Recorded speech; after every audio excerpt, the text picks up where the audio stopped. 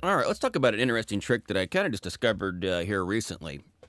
This I stole from Joe Ciccarelli from a UAD video, and he was using the EMT 140, which is a plate I've got, and I don't use a ton, but I do like it when I use it.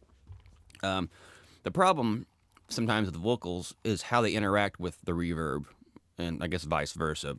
You know, which one's the culprit whenever something goes wrong. One thing I never really thought about before was using reverb as a form of EQ, really. And I guess the best way to illustrate this is by showing you the different modes. This particular plate has 3 different ones, A, B, and C, and they're all voiced quite a bit differently. So let's go ahead. I'm going to crank up the reverb way too loud, and just so we can hear what it does to the vocal.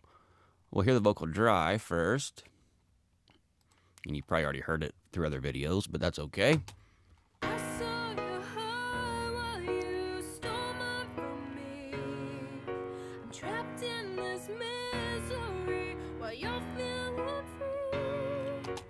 Okay, good enough. And the few things I'm hearing is it's pretty well EQ'd. I mean, we're ready to put reverb on it for sure.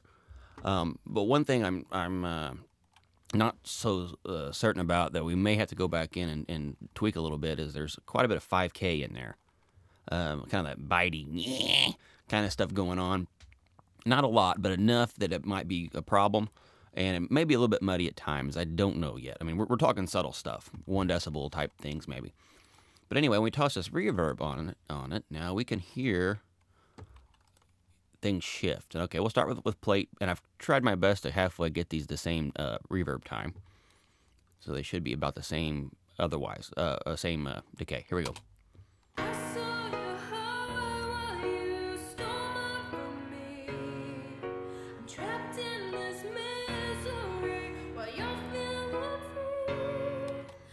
Okay, well that automatically is not bitey, and it's actually not bad at all. I don't have a problem with that. Let's go to A now.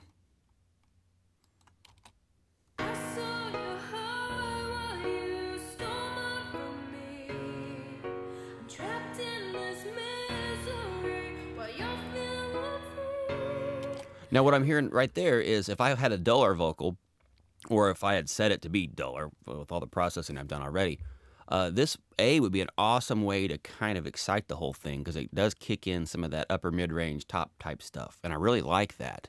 For this particular track here, we don't need it because we already have an excess of 5K, but what an awesome tool that would be if I needed to kick that vocal up a little bit.